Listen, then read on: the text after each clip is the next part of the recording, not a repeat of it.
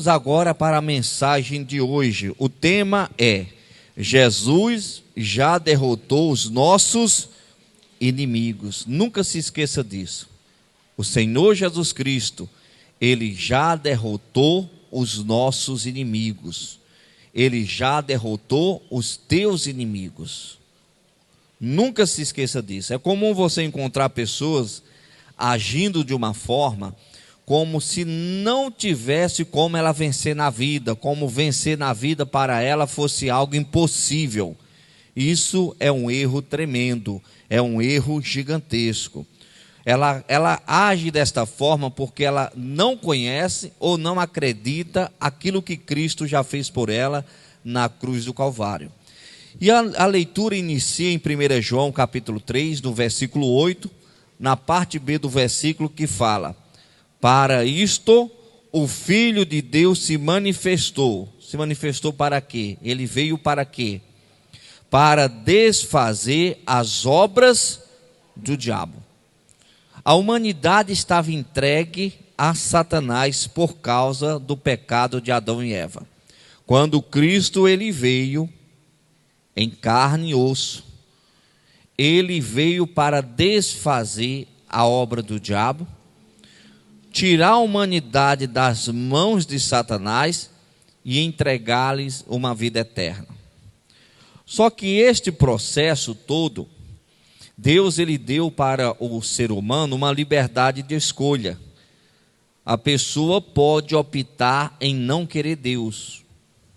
Ela pode optar em não aceitar o sacrifício que Cristo fez por ela naquela cruz. Ninguém vai seguir a Deus forçado. Ninguém vai seguir a Deus por falta de opção. Eu sou obrigado a seguir Deus porque não tem outra opção. Eu sou obrigado a adorar a Deus porque não tem a opção de não adorá-lo. Eu sou obrigado a em santidade porque não tem a opção de pecado. Deus ele coloca diante de nós a bênção e a maldição. A opção de fazer o que é certo e a opção de fazer o que é errado. E aí ele entrega em nossas mãos uma liberdade de escolha. Ele fala: está aqui esta liberdade, faz da sua vida o que você quiser. Só não esqueça que você é responsável por cada decisão que você toma, seja positiva ou negativa. As decisões positivas nos trazem bênçãos, coisas boas, e as decisões negativas nos trazem problemas, maldição.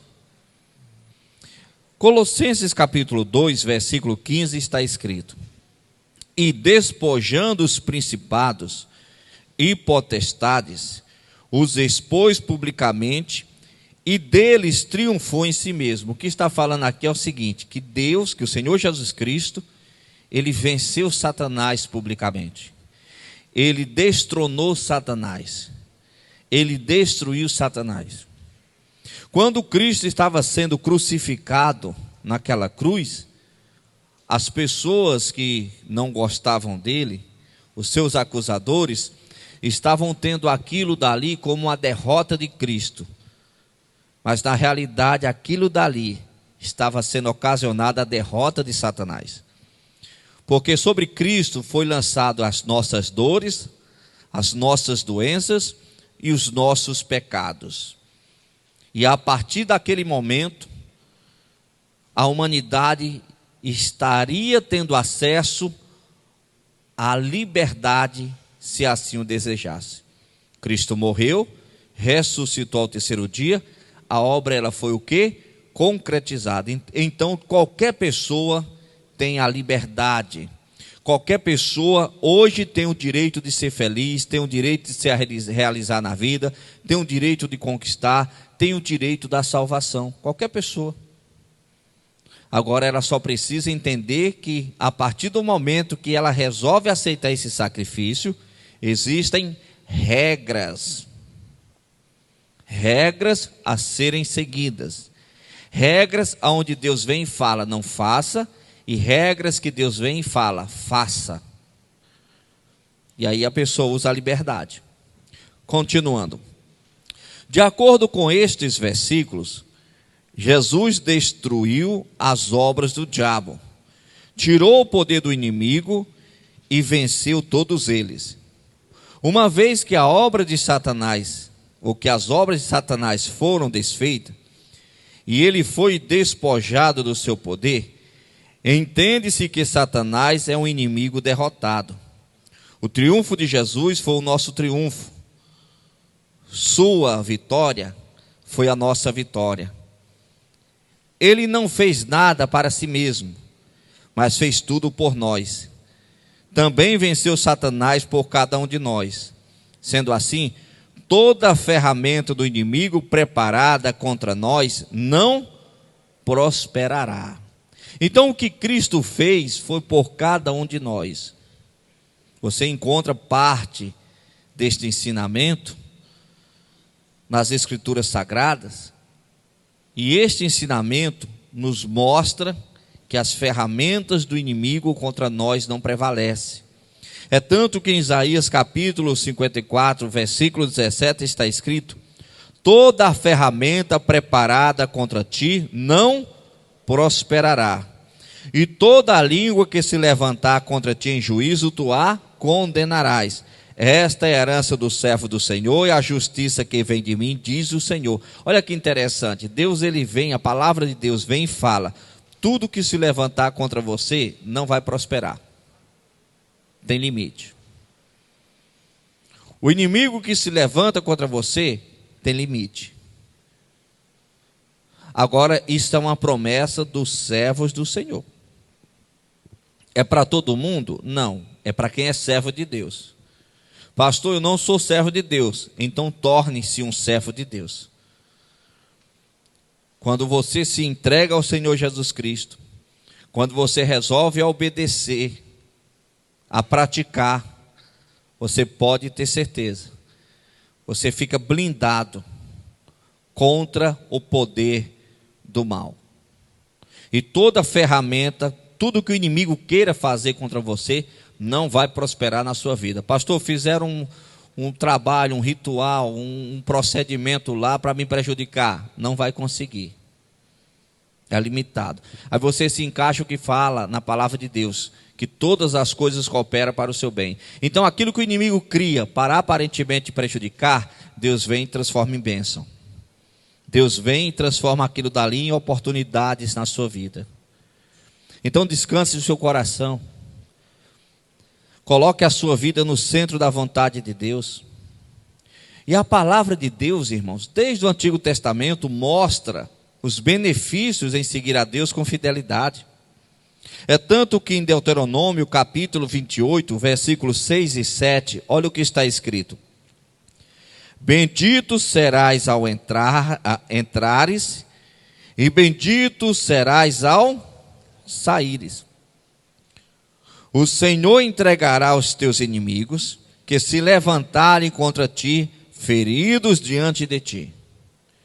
Por um caminho sairão contra ti, mas por 7 caminhos fugirão diante de ti. Olha que interessante. Então você, quando enfrentar uma batalha, seja lá onde for, uma calúnia, uma mentira, seja lá o que for, descansa o teu coração. Descansa o teu coração, porque do seu lado tem Deus. Bendito é tu ao entrares, bendito é tu ao saíres. Tudo que você for fazer, você vai ter a bênção de Deus. Aqui fala que Deus entrega o inimigo ferido diante de nós. Eu não estou aqui falando que você é filhinho paparicado de Deus, não é isso. Mas, irmãos, eu não estou falando aqui que você é cheio de privilégios, não é isso. Mas quando alguém se levanta contra você, eu não estou falando aqui que Deus vai pesar a mão, não é isso. Mas quando uma pessoa se levanta contra você, e você permanece na obediência a Deus, alguma coisa vai acontecer. Ou a pessoa cai a ficha, ou a pessoa desperta, ou esta pessoa vai ter que enfrentar o próprio Deus. Eu não estou falando aqui que Deus vai vir com a mão, vai destruir a pessoa, não é nada disso não. Mas no mundo espiritual, irmãos, o injustiçado, Deus se encarrega de trazer justiça. E quando a pessoa, o ser humano, endurece o coração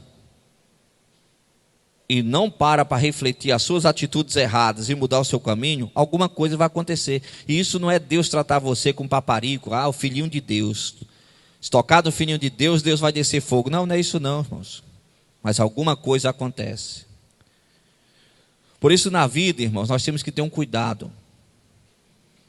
Quando você for lidar com a pessoa, seja lá quem for, trate bem, trate com respeito.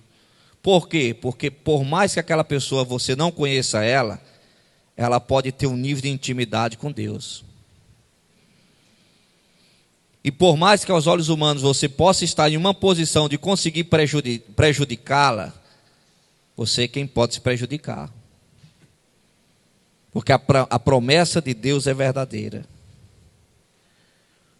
Aqui fala que Deus entrega os inimigos feridos. Aqui quando fala os inimigos feridos, não está falando o ser humano, irmãos.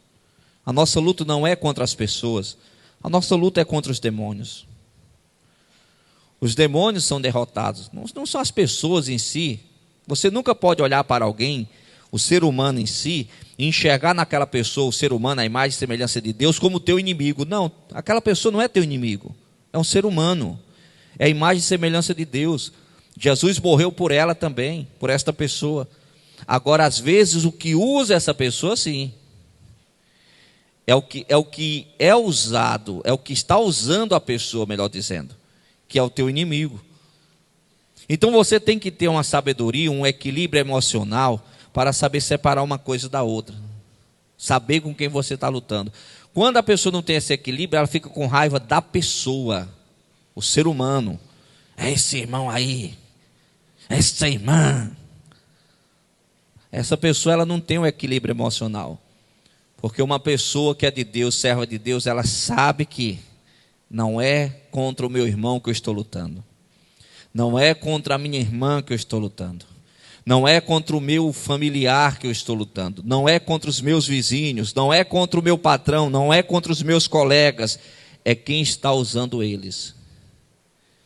E quando você tem essa maturidade, você pode ter certeza. Deus vai dar vitória.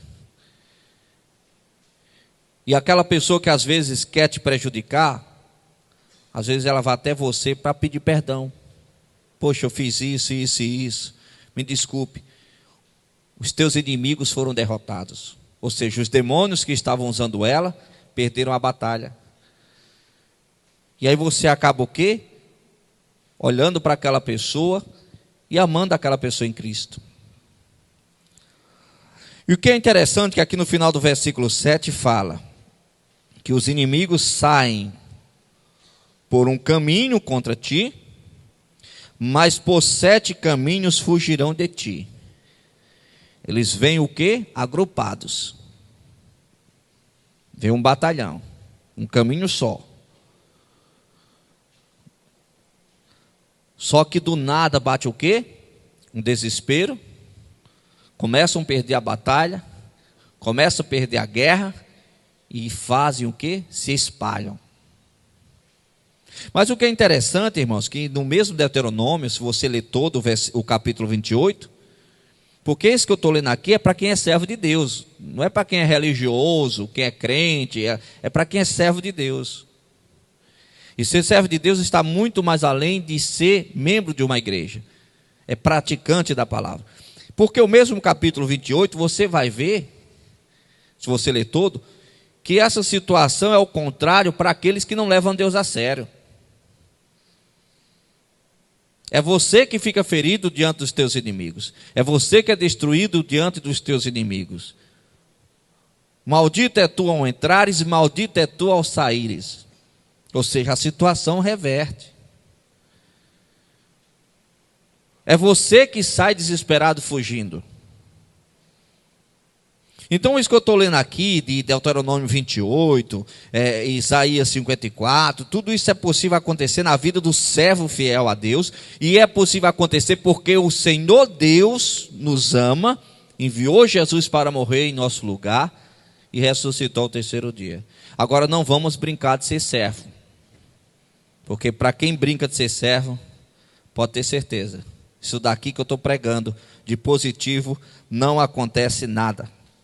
Continuando. Você ainda vai sujeitar-se a Satanás? Aqui uma pergunta. Não. Levante-se e saia desse cativeiro.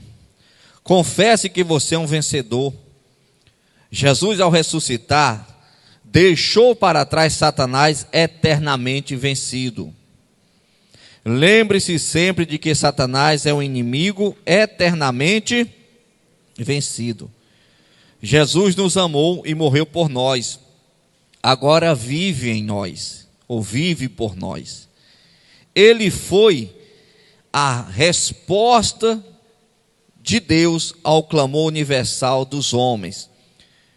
Jesus é Deus que se manifestou em carne. Jesus não é um filósofo buscando a verdade, ele é a verdade. Ele não é um mito, ele é a realidade. Cristo é a luz do mundo e ele está em nós. Olha o que está escrito em Gálatas capítulo 2, versículo 20, na parte B. Olha o que está escrito: Cristo vive em mim. Cristo vive em mim. Está entendendo porque nenhuma ferramenta preparada contra nós prosperará? Porque Cristo vive em nós.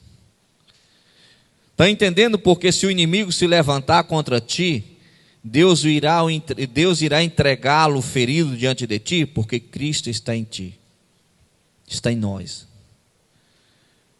Está entendendo por que o inimigo vem por um caminho agrupado e sai desesperado fugindo por 7? Porque Cristo está em nós.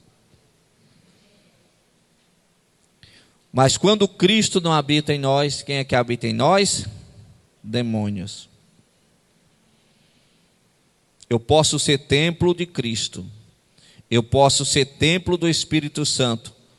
Ou templo do espírito da bebida. Do espírito da droga. Do espírito da prostituição. Porque qualquer pessoa que é entregue ao pecado, você pode ter certeza disso. Por trás existem espíritos. Então o projeto é que Cristo, o projeto é que o Espírito Santo habite em cada um de nós. Esse é o projeto de Deus. Mas para que isso acontecesse, Cristo teve que vir morrer e ressuscitar ao terceiro dia. Porque isso só aconteceu porque Cristo conseguiu destronar Satanás. Tirar a humanidade das mãos de Satanás através dessa obra. Continuando. Ele quer que venhamos assumir a obra completa que ele realizou na cruz por cada um de nós. Gálatas capítulo 5, versículo 1 está escrito: Foi para a liberdade que Cristo nos libertou.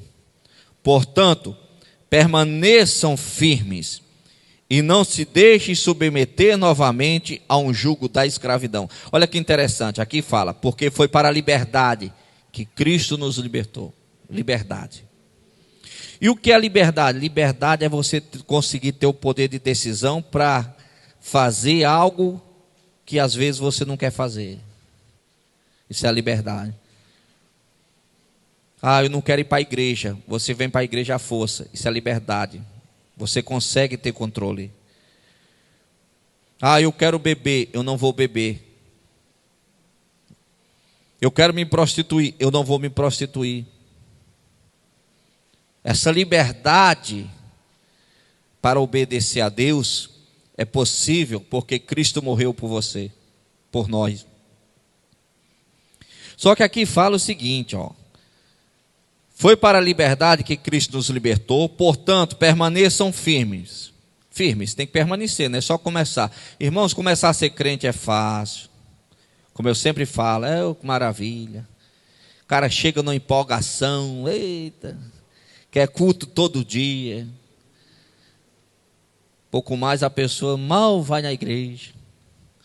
Começa numa empolgação, pastor, eu já li a Bíblia esse ano 2 vezes. Depois não sabe mais nem onde é que a Bíblia está. Se o cara chegar na casa, rapaz, me presta uma Bíblia aí, não sabe nem onde é que a Bíblia está. Eu não estou falando de pessoas que usam o celular, que é normal. Mas é porque a pessoa não sabe onde a Bíblia está mesmo, né? Infelizmente. Então o que acontece? A pessoa não permanece firme.